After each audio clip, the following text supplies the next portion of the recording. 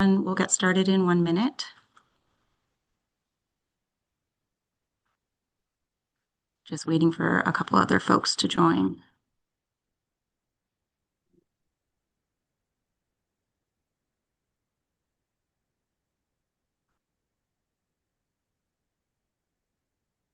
Hey. Hi everyone, bonjour tout le monde. My name is Katrina and I'll be your moderator today. Je serai votre modératrice aujourd'hui. Thank you for joining today's media availability to provide an update on O Train Line 1 and bus service. Merci de vous joindre à nous pour ce point de presse aujourd'hui. The media availability is available in French and English, so if you would like audio interpretation, you can click the interpretation globe icon in the bottom menu and select your preferred language. You can ask your questions in the language of your choice. Ce point de presse est disponible en français ou en anglais. Si vous souhaitez bénéficier d'une interprétation audio, cliquez sur l'icône de globe d'interprétation dans le menu de bas, puis sélectionnez la langue de votre choix. Et vous pouvez poser vos questions dans la langue de votre choix aujourd'hui. Our media availability today will include opening remarks from Troy Charter, Interim General Manager.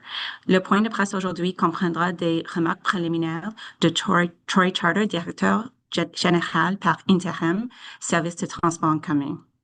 I'll pass things over to Troy now for his opening remarks. Okay. Thank you, Katrina. Good afternoon and bon après-midi. I'm here today to provide an update on the progress in restoring O Train Line 1 capacity and strengthening our bus service, including our fleet availability.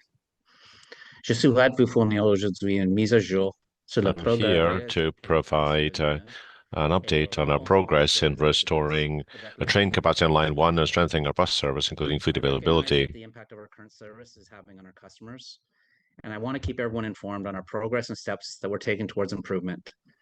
I can't say it enough, but I know that we can and we will do better. I'm joined today by Sabrina Pezian, our Chief Safety Officer, as well as Joel Lemieux, our Director of Transit Service Delivery and Rail Operations. My remarks today will be brief to allow for more time for your questions. Starting with Line 1, we continue to operate at an increased frequency of 3 to 4 minutes during peak periods, but with single car trains. I know many customers have faced crowding at stations and in trains, and I appreciate everyone's patience as we work to restore the capacity on our Line 1. Our staff will continue to be at key stations to support customers and to quickly respond if an issue occurs. As we've shared at our technical briefing last week, we're working on our action plan on multiple fronts, while keeping RTG and their subcontractor Alstom accountable to deliver a safe and reliable service.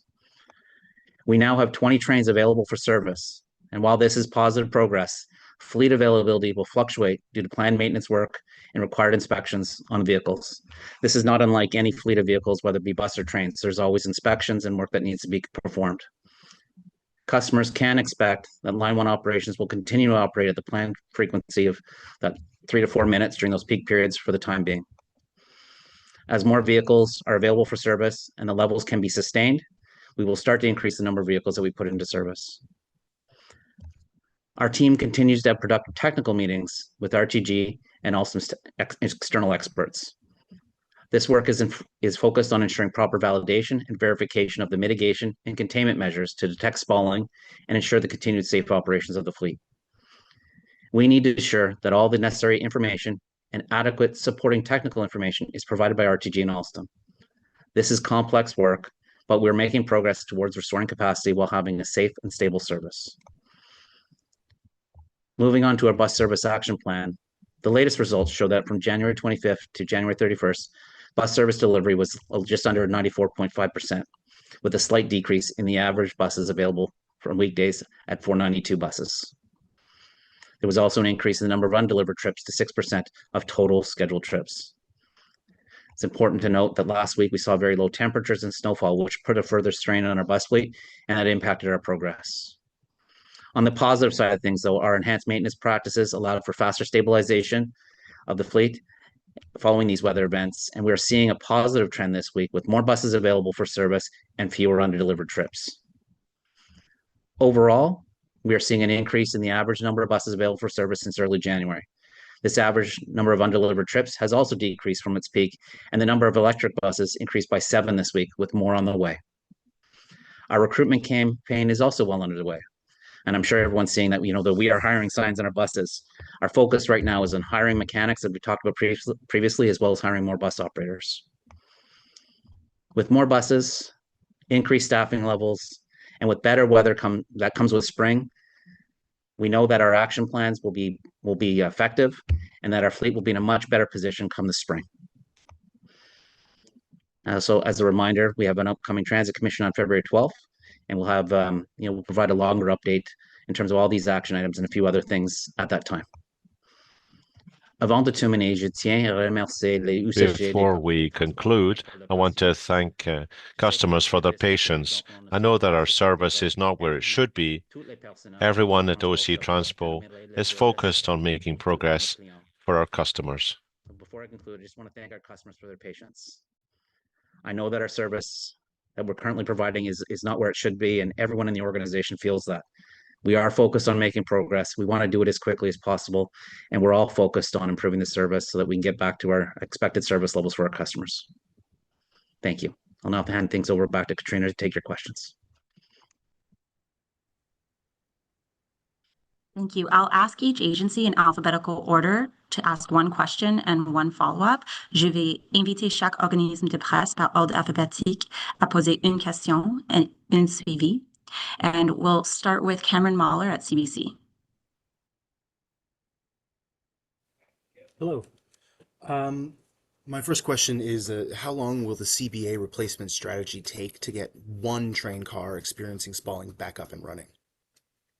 Well, we previously talked about they can do 2 axles a day in terms of replacement, and so it depends on how many axles need to be replaced per train. The challenge with predicting the number of trains that are available for service is there's other maintenance and inspection activities that need to occur as well. So sometimes you see we increase the number of trains available for service because of the CBA replacement, but then other trains need to be taken out of service for their regular inspections and maintenance. But based on their plans and what they're looking at is they can do 2 axles per day. And then, as I said, it depends on the number of axles per train that needs to be replaced. Can you say yet exactly how many CBAs in the 39 remaining stocked cars are experiencing spalling? I don't have that number. I do know that, as I said, out of our fleet of approximately 64 vehicles, we have, 20 that are available for service at this time. And on each train, there could be the trains that are stopped. There can be 1 or more axles that are beyond 100,000 kilometers, and that's the restriction that we've currently put in place to ensure the safe operation of the fleet. Thank you. Moving on to Jody Applewhite at CBC. Hi there. Sorry, I'm a little bit off screen, but I wanted to ask about if there was any coordination between the federal government and OC Transpo before that return to office announcement came out yesterday. Specifically, I'm wondering if the federal government spoke with OC Transpo before that decision was made to announce that. Yeah, representatives from the city and OC Transpo continue our dialogue with the federal government on a number of fronts, and return to office mandates, as well as other aspects are discussed.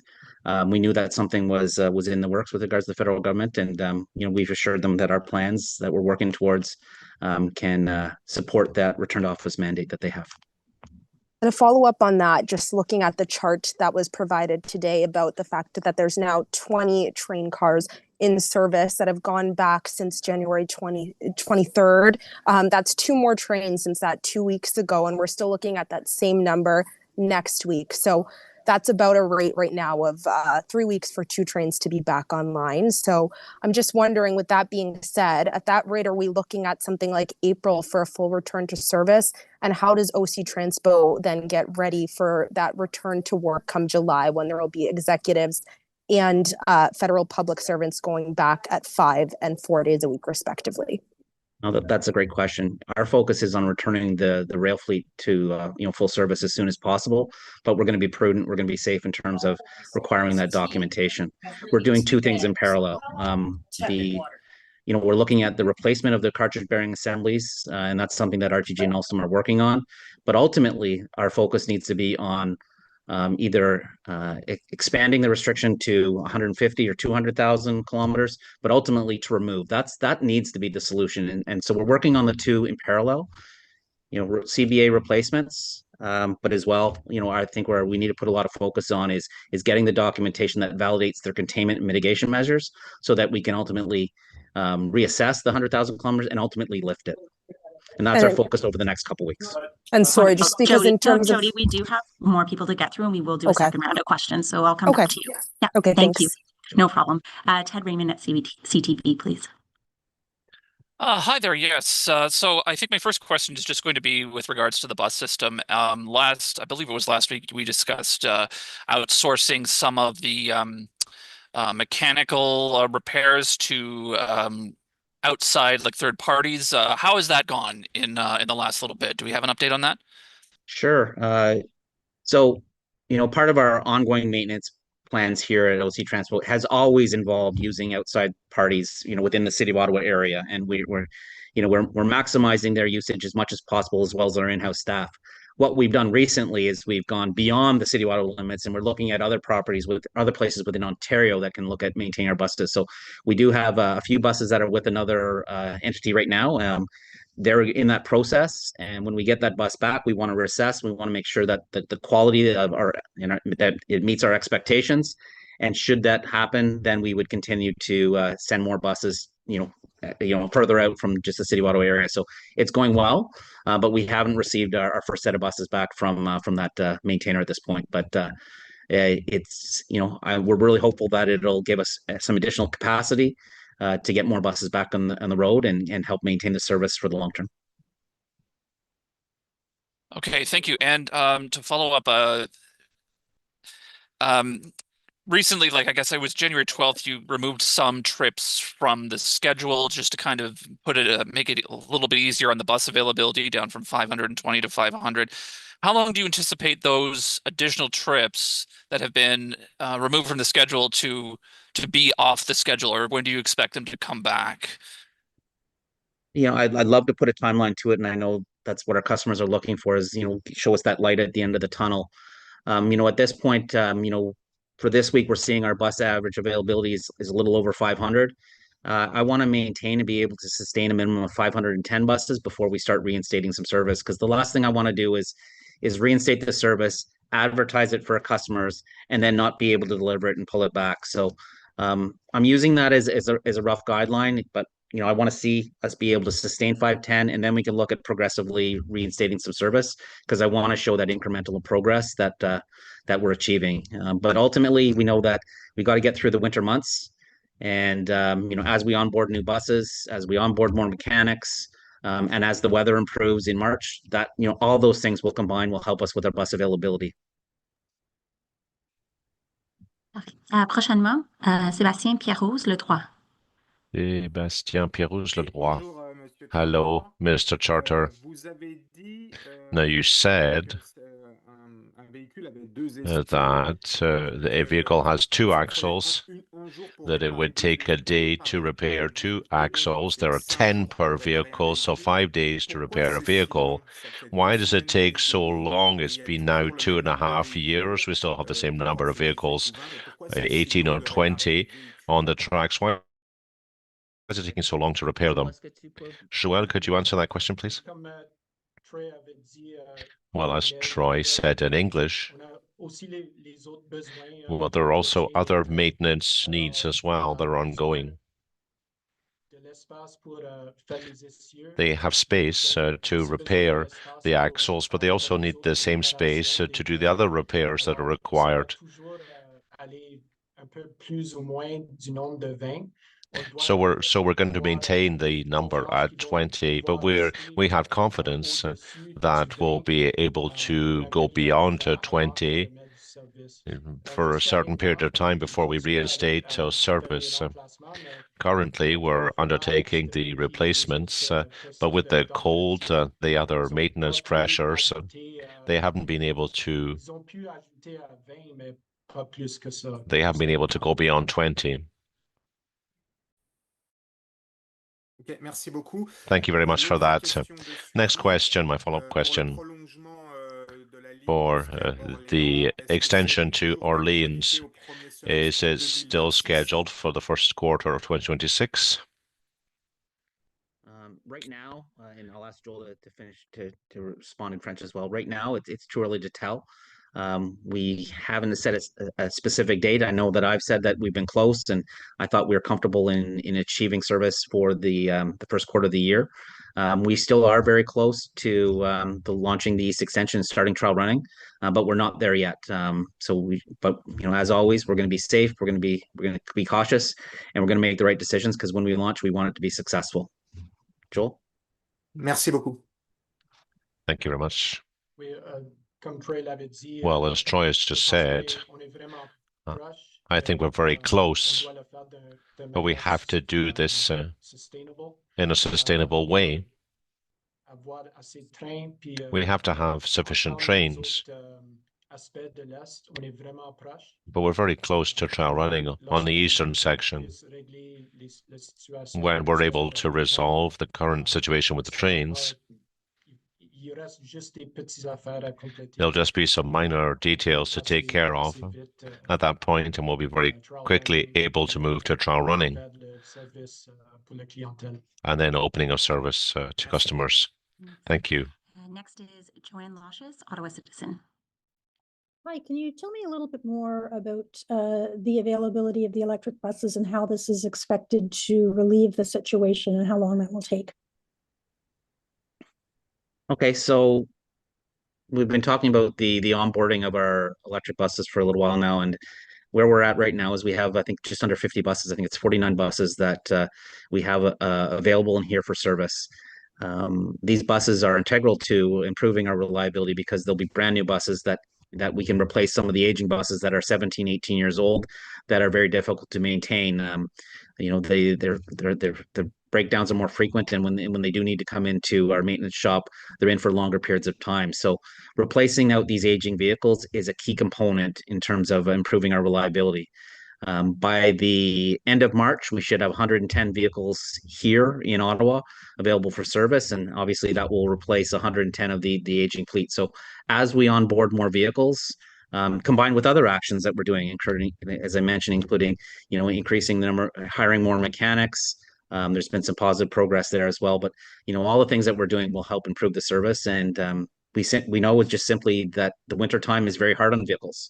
It's hard to maintain them in the cold and the slush and the snow. So with better weather, with more mechanics, and with new buses that will have a higher degree of reliability, we'll see improved performance. And our focus is on onboarding these buses as quickly as we can and continuing to improve. Ultimately, we're going to have 350 of these buses by the end of next year.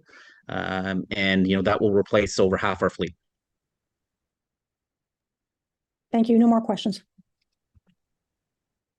Prochainement, c'est Anaïs Desjardins, Radio-Canada. Anaïs Desjardins from Radio-Canada.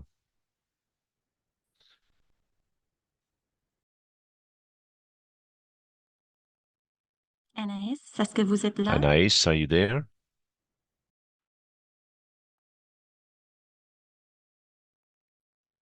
Anaïs might be having Anaïs, are you having technical issues? might be having some audio problems. So, est-ce que Carole O'Brien est ici pour Radio-Canada? Carole O'Brien from Radio-Canada, are you here? No. Okay, we'll move on to Shane Seguin at Rail Fans. Hi, Troy. Thanks for taking our questions today. You said that you expect about 20 trains to be available, and you've talked about the CBA replacement requirement at 100,000 kilometers. But there are also other mitigation programs happening at the same time, like the nut pinning and 60,000 kilometer thresholds, plus the regular maintenance cycle. So my question is, of the trains currently counted as available, which you said are 20, how many are approaching those other thresholds that could still force them out of service in the near term? And are you confident the 20 train figure is stable, or is there a risk of it dropping further? Shane, to answer the question, right now we're confident that the number of trains can be sustained for a period of time, and but we really need to focus on that 100,000 restriction and look at making sure that we get the proper documentation and information that supports that removal. It's important to note that RTG and Alstom, they have stated that they feel that the trains are safe for service without this restriction. And what the city is doing is they're conducting their due diligence. Given everything that's happened, we're conducting our due diligence and saying, we want to see the verification and validation information that supports that the mitigations that are currently in place, those containment measures that are currently in place are effective and will ensure that our fleet is safe. So we're being very, very cautious in that approach, and I can't stress that enough. But we know that we can sustain the 20 vehicles. We think that we can slowly and incrementally increase the number of vehicles through the CBA replacements. But that 100,000 restriction is challenging. It's challenging on a maintainer, to your point, given all the other maintenance requirements on a vehicle. But we're confident that we can sustain it for now. But we really need to make sure we're progressing towards a solution, both a short-term and a long-term solution to this new spalling issue. Great, thank you for that. And my follow-up on the fleet numbers. So you said 20 trains are available, 39 are out of service. So I'm just trying to reconcile that with the total stage 2 fleet, because we know there are 3 vehicles at Corkstown. We've seen trains up to 1167 in service. So can you clarify, is the 39 the total number of trains and available for any reason whatsoever today, or just the ones affected by the CBA issue? When I talk about the number of trains, we've got 64 trains in our fleet right now. That includes, every single vehicle that we have. You're right, we do have 3 trains that are currently in the west and maintenance and storage facility at Moody, as well as there's a couple long-term stop trains that are in for longer-term maintenance that are unavailable for service. So, we've got 64 trains in total, of which currently 20 are available for service. And the ones that are out of service are for all reasons. Okay, I appreciate the clarity. Thank you. Et juste pour demander encore, Anaïs, est-ce que votre audio fonctionne Anaïs, maintenant? is your audio working now?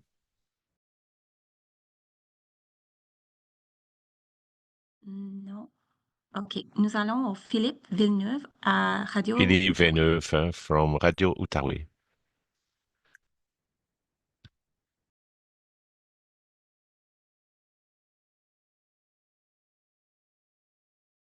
Philippe, avez-vous une question? Philippe, do you have a question? Si oui, vous êtes en mute encore. If you do have a question, you're still on mute.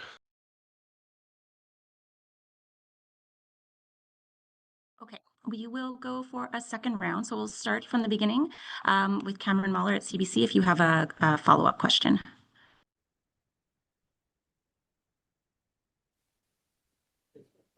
Hi.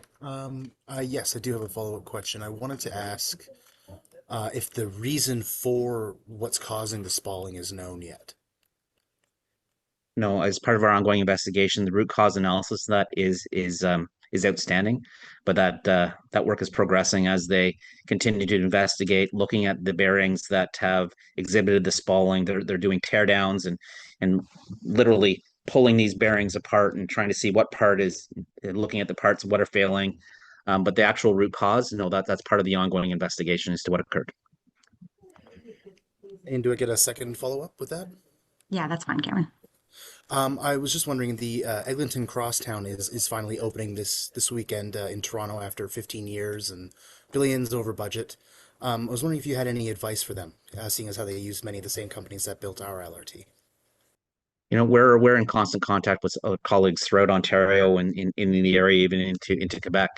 They've made the right decisions so far in terms of waiting. Don't put a date to a launch until you feel you're ready. That's my biggest advice that I would give to any property is don't put a date. Your launch date is when you're ready to go.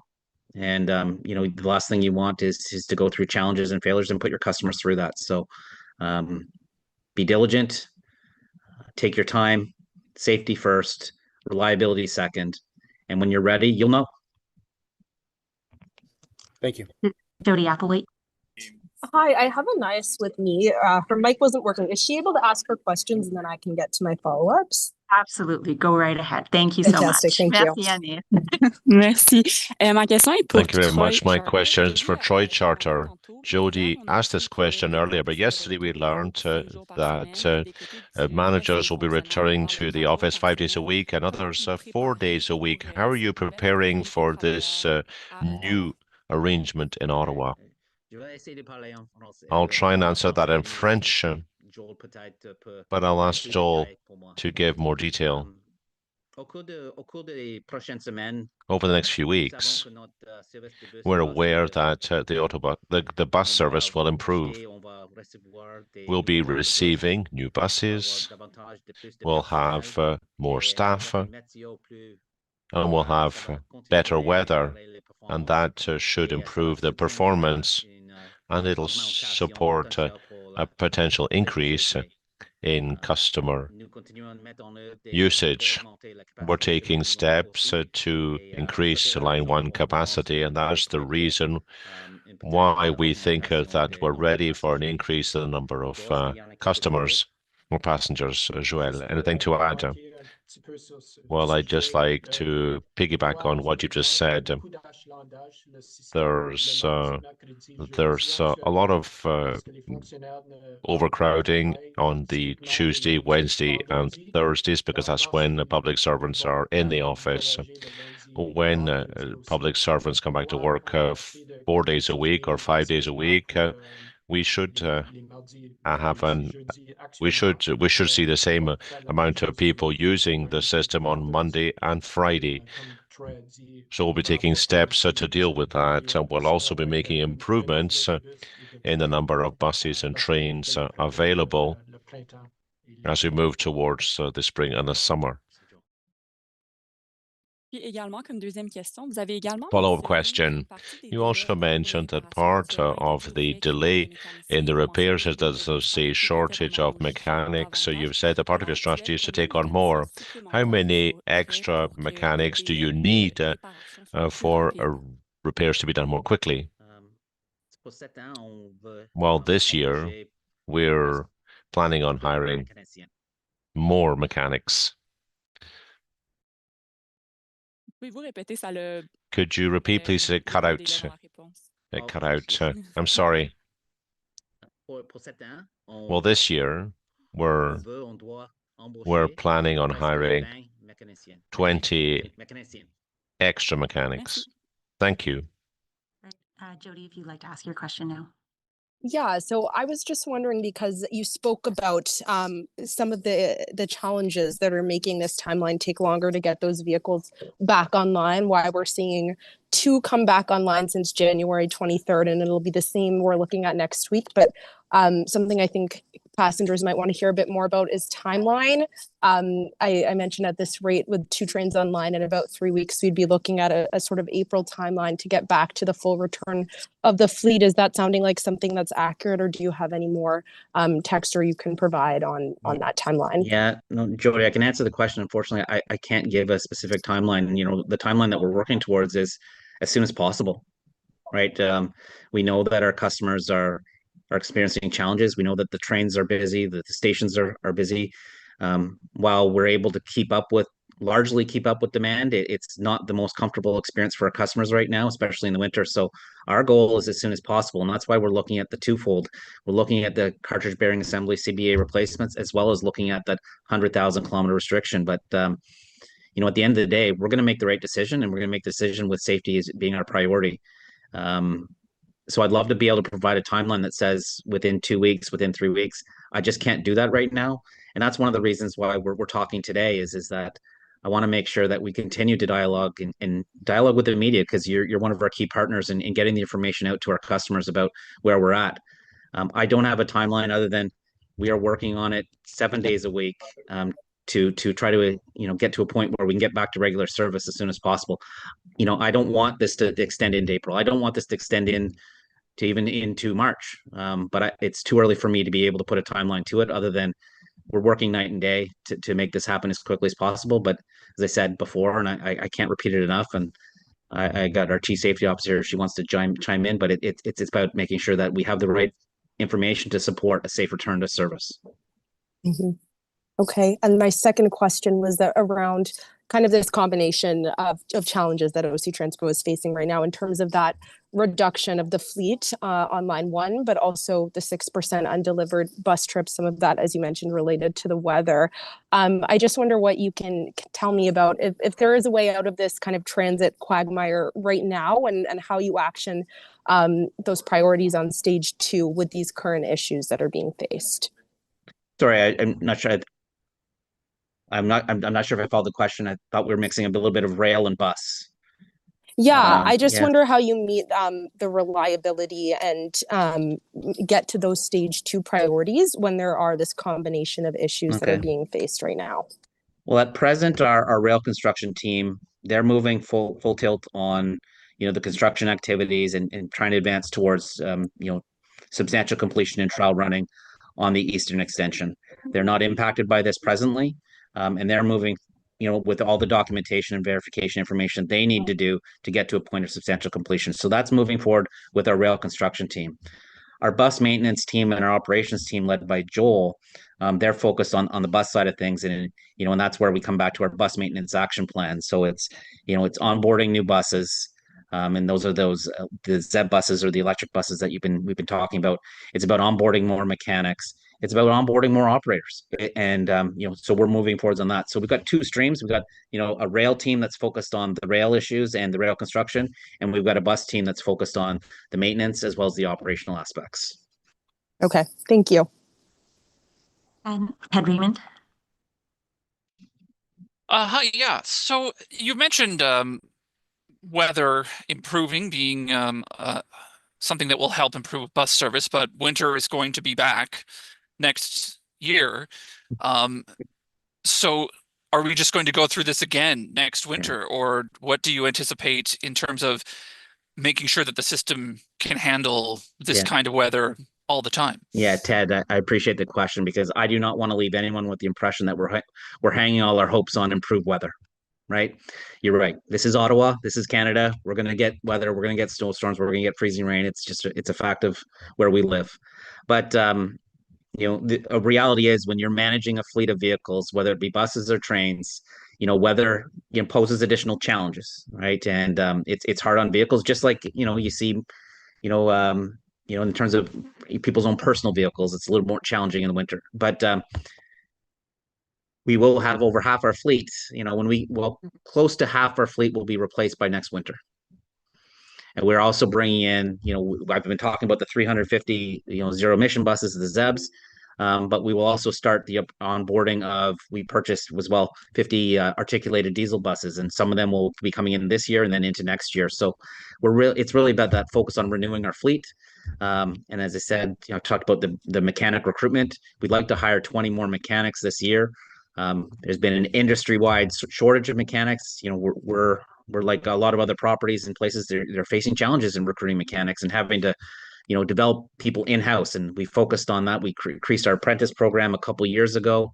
But with more mechanics to work on the vehicles, with newer vehicles, we'll be in a much better state for next winter.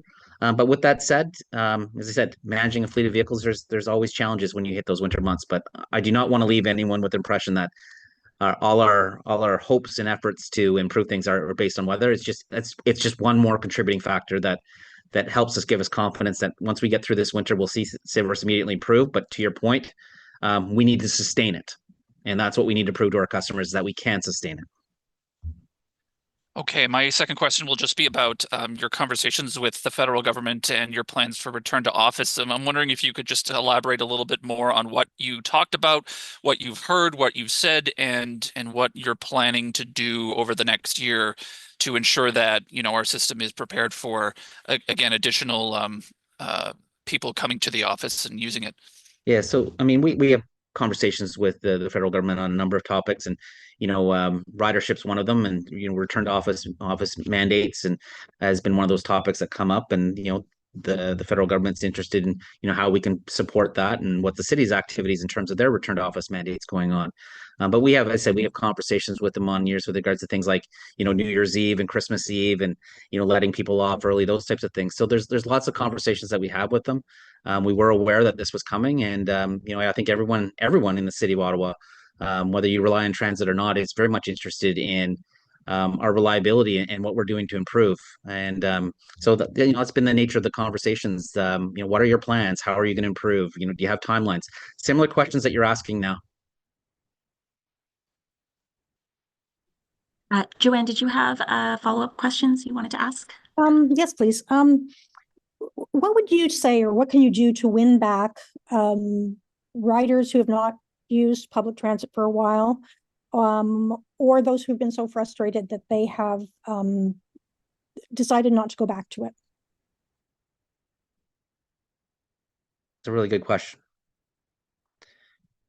You know, we have a really dedicated team of people here at our organization, whether it be operators, mechanics, our customer service agents who really take to heart where we're at right now with our service, and we're doing everything we can to improve the service as quickly as possible.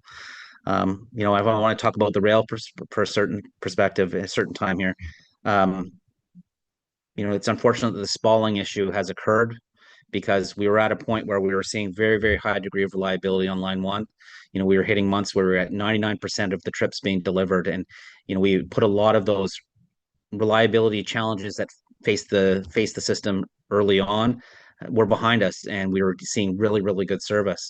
You know, launch of lines 2 and 4 last year, and that's been a solid addition to our service. So there's the bones of a really strong services there. You know, and you know, I really do think that on our bus side of things, you know, we're about to turn a corner in terms of our reliability and our performance. You know, just think about, you know, over half your fleet will be replaced with brand new buses. These are buses that are 17, 18 years old that will be replaced. But in speaking to our customers, I know that seeing is believing.